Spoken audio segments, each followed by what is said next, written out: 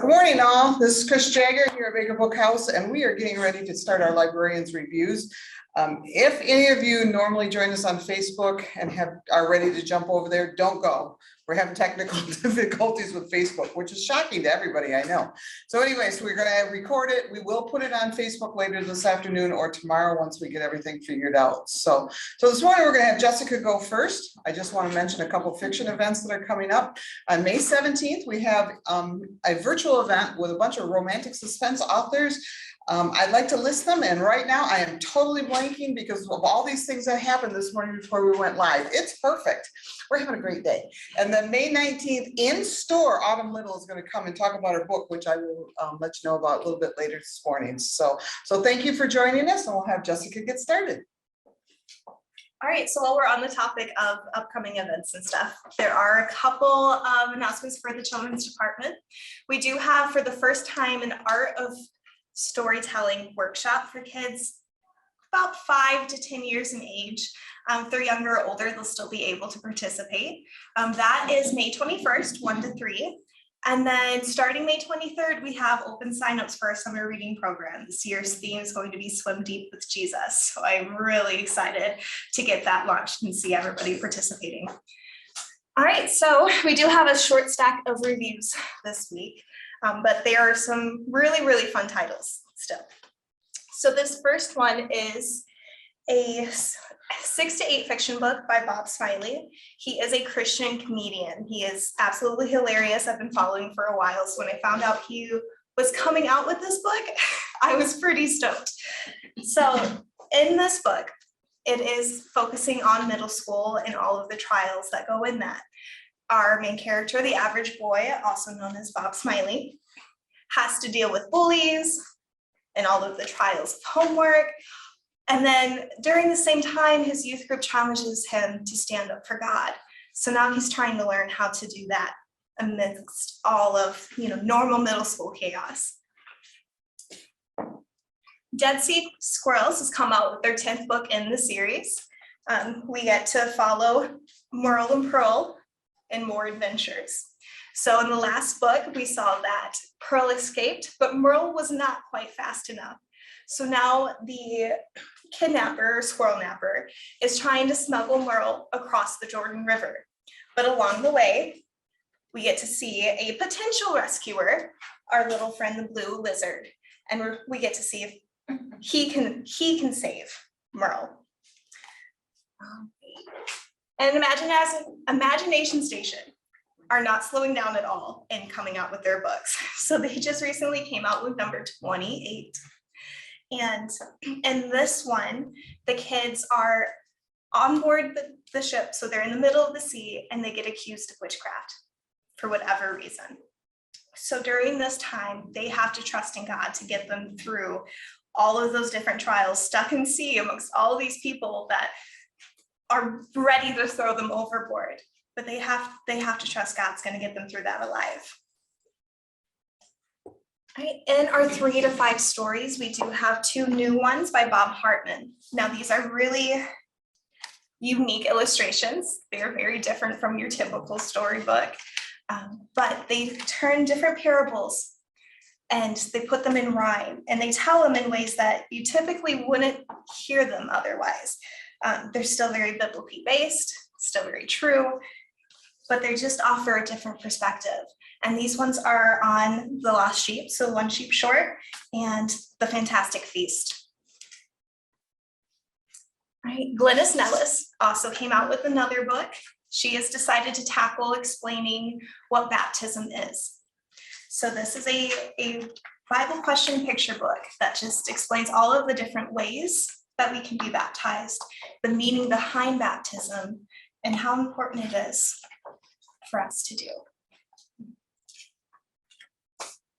This next one by Jody Meyer. Every time I pick up this book, I fall in love with it all over again. It is called The Creator in You. And it talks about how God is the creator, and he's called us to be in his image. So we are called to be creators as well. The illustrations in this one are just wonderful. They're very colorful, very vibrant. They really are beautiful illustrations. Again, every time I pick up this book, I fall in love with it. Thank You, Mama is just a very, very simple book about our main character, Gray, and he gets to go through the day and all of his grand adventures, and he gets hungry throughout the day. Well, his mom keeps asking him, well, what's your favorite food? He doesn't know. He likes all sorts of different foods. But at the end, he realizes his favorite food is the ones that he gets to share with others. Very simple. And then This Farm is a Family is about rescue animals. So this is actually based on a real place, the Barn Sanctuary, that's located in Charlene, Michigan. And we get to see all of these different mistreated, misfit farm animals that have formed this family and are very welcoming and very loving. And they now have a home that they're safe and sound in. And that is all of the books I have. So here's Chris. We're working on that transition thing. You can tell neither one of us is professional. So if you got the list yesterday, I'm just gonna run right straight through it. I will tell you that there was a book that came in yesterday and I did not get a chance to get it on the list because I'd already mailed it. So I'll add it on. It might even end up on next month's list just to be safe that we got it. So book number 1 is Beth Wiseman, The Bookseller's Promise. It is book number 1, I believe, in the Amish bookstore novels. I gotta bring my little cheat sheet for novel or series numbers closer. So this is obviously one of Beth's Amish books. She's been doing some contemporaries. Also, this is about Yvonne Wilson. And she moves from Texas to Indiana, and then she's going to work at a bookstore, and then there's a whole bunch that goes on. So there's a little bit of a romance. It is kind of fun to read about a bookstore in a different setting, so I enjoyed that part of it. I like Beth's writing. She's pretty consistent. She's one that a lot of Amish writers, or excuse me, a lot of Amish readers do enjoy reading. Written on the Wind, it is book number 2 in the Blackstone Legacy by Elizabeth Camden. This one actually, I haven't had a chance to read it. I like Elizabeth's books, just know they're good. This one intrigues me though because it involves the Trans-Siberian Railroad. I was so afraid I was going to say Trans-Siberian Orchestra. That would have been hilarious. It does not involve them at all, but it does involve the Trans-Siberian Railroad. So I'm looking forward to reading it. This is one of those like, you know, Memorial Day weekend, vacation weekend reads. So I can read it over a weekend. I really enjoy her books. Her research is impeccable. Her themes and her stories are fun to read. So, and she does these different parts of the world history, in fact, but some US history is involved too, that I really, really like. So, and she's got some good mystery intrigue to her stories. Turn to Me by Becky Wade. This is, excuse me, a Misty River romance. What I really like about Becky's series is you can read them in any order you want. It's the setting, they're all in the same setting. Sometimes some of your background characters show up, but it's never where it takes away from, like if you read the 3rd book in this series and then go back and read the 1st one, you're gonna know everything that happened. And I really, really appreciate that. She writes these romances that have some of these issues that run through it that, you know, we deal with every day. This one is about Luke, and he refuses to forgive himself for something that happened in his past. He just kind of beats himself up over it. He's very good about helping everybody else. He's not, you know, a jerk or anything. He just, this is something I have to pay penance for. And then you meet Finley, and she is helping him try to discover that he needs to forgive himself too. So. And then one of my favorite authors, I've met her a couple times. She is just the neatest lady, Anne Gephardt. I tell people when they ask me about her books, oh, just read it. It's Anne. She's a great author. So trust me, these are good books. This one is set in 1925. It is after World War I. And so there are people that are healing from that. We're also recovering from the influenza epidemic that had hit and wiped out a lot of people around the world. And so you have all these different issues that people are recovering from. And, you know, it's the roaring 20s and things are supposed to be great, and they're not always. So this is another one of those almost guilty pleasure books. I just so enjoy reading them. And so when I get a chance, Anne is just fantastic. So Anne writes mostly in individual books. She does have some series, you know, there's some shaker books that are series and things like that. But most of hers are standalones, so which makes it very interesting. So this is Autumn's book. She is actually going to be here next week, Thursday night. And so you can come in the store and join us. It should be virtual also if you want to join us. Double check on our website under events, and then you can get the link to it. This is an interesting story to me because she's writing a little bit of our own experience about the struggle with anorexia. And this is not how to cure yourself from anorexia. Okay, it is not. It is also not a book on how to cure somebody from anorexia. It's how to walk alongside them while they find their way. And that is probably the most difficult part of this book because, and I'm not going to say that none of the other characters yelled at our main character, you should just go and eat, stop doing this to yourself. They do, they're human. But what's interesting is they still walked alongside her while she's struggling and going, you know what, we love you and we want you to hang out here yet. We want you on this planet and we need you. So I really like that part of it. There is good religion no, there's good Christianity in there, in the way that they love her. They're not spouting Bible verses at her saying, you know, you shouldn't do this and you shouldn't do that. But they're telling her why they love her. So really well done. I halfway through it, it kept popping in my head that this book shows that it takes a village to raise all of us, not just children. We need each other. And that's what this book talked about a lot. Susan Woodfisher, she's been writing some contemporary style. By the way, I love this cover. This makes me think of summer just all the way. She's been writing contemporary. A lot of you know her as an Amish writer, but she's been doing some of these contemporary ones. And this is a Cape Cod Creamery novel, #1. Her contemporary ones are all going to be standalones inside the series. The settings are going to be the same. The characters, some of the background characters, kind of like Becky's, where the background characters run around in the background yet, or you meet them because they're part of the creamery or whatever, but the standalones are there. These are contemporary. I don't think they're in the pandemic. I could check for it. Yeah, she doesn't have them dated, so but I don't think we're not all quite ready to read about the pandemic yet. So but this one is about Dawn Dixon, and she actually heads to Cape Cod and what should have been her honeymoon. You get to find out why her husband's not along and her mother is instead. Well, not her husband to be was not along, and why her mother is, and then her mother in her fun and quirky little ways decides to buy an ice cream shop. And so I actually like these because they're really a lot of laughter to them. There's some good issues involved too, but there's a lot of laughter too, and that I always enjoy.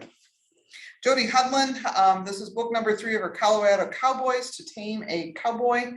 This is about Brody Quinn. This is right after the Civil War. His body survived, his soul did not, and he goes home to heal.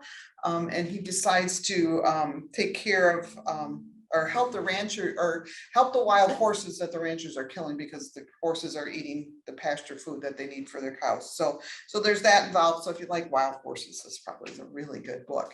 And then there is a young lady who is a veterinarian, and so also gets involved with the wild horses. So, and you can imagine there's a good love story. So this is Jody's wheelhouse. I mean, she writes these better than anything else, and I really like them. I mean, her time travel series that she just completed a little while ago is really good. You should read it. But this is what I know Jody writes, and I love it. So, and then this is a very different book for me. Gabriel Meyer.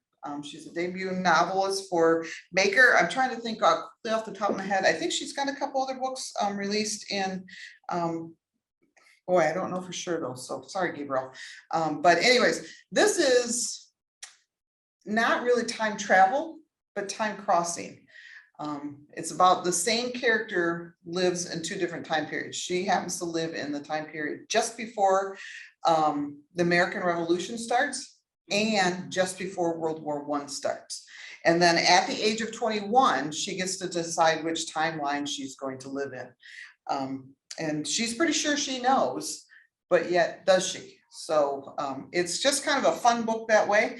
I have to admit, her mother had the same thing, so I'm not giving a great deal away here. Her mother, who lives with her during the 1700s, is talking about her other timeline. Her mother picked the pre-revolutionary America, but her other time was 1990, and I'm like, I probably would have picked that one for the running water and the electricity. So, I don't think I'll ever be a time crosser. I just, Indoor no. plumbing. Yeah, indoor plumbing, that's another one. So, but I am enjoying the book. It's really good. If you're interested on BBH Fiction Facebook page, we do a book club every month, and this is our book for next month, I believe. I should have double checked that, but anyways, just come and join us. It's very casual. Read the book, answer some questions for me. Like I said, it's very casual. It's not in person, it's only on Facebook. So, but you're welcome to join. Misty Bueller's book number 2 of The Brides of Lorette, The Healer's Promise.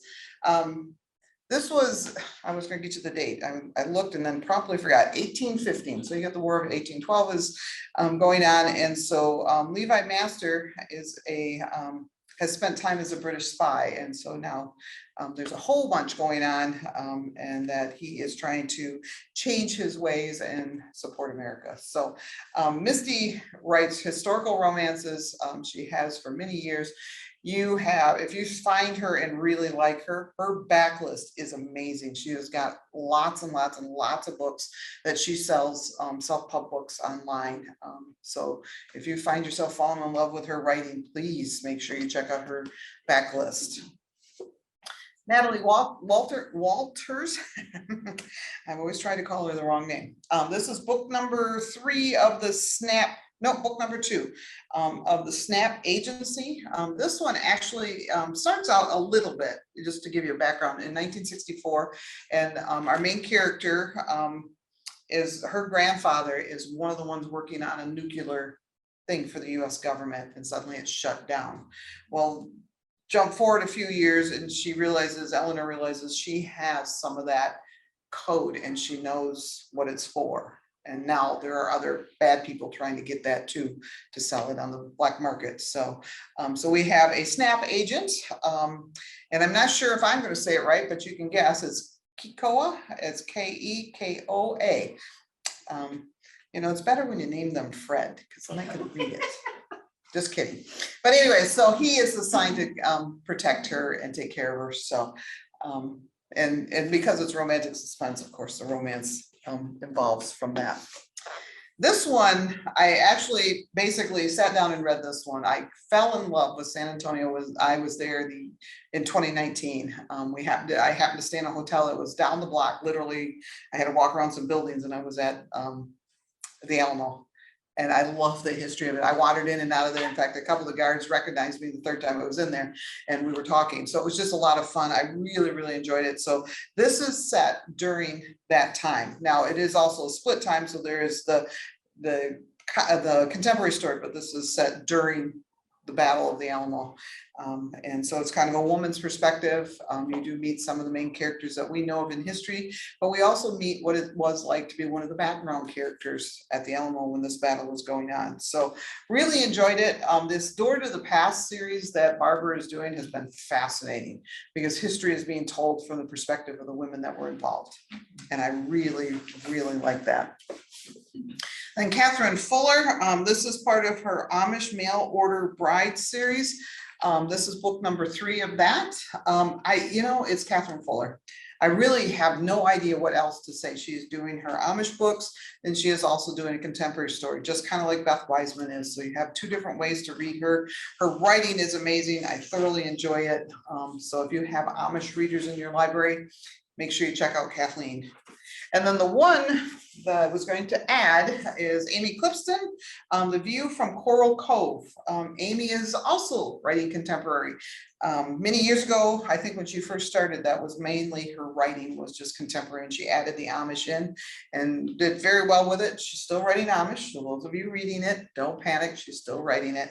But she's adding these these contemporary novels that are, as far as I know, standalone. So this one is, let's see here. Maya has had a broken engagement and a death of her last surviving family member. And then she heads to Coral Cove to take over her great aunt's toy store, which I think is kind of a neat setting. You don't read many books set in toy stores. So a beautiful cover, and I'm looking forward to reading it because Amy's got some really good writing. So that is what we have this week. We will be joining you again in May, or nope, excuse me, this is May, in June on the second Tuesday of the month. So we'll look forward to seeing you then. If you want to join our librarians email list and you're not from the Grand Rapids area, so you can't stop in, email me at cjagger, Jager, at bakerbookhouse.com, and I can just tell me that you want to be on the librarian's email list, and then that way you can get our list and stuff before the review starts. So thank you very much, and we will see you soon.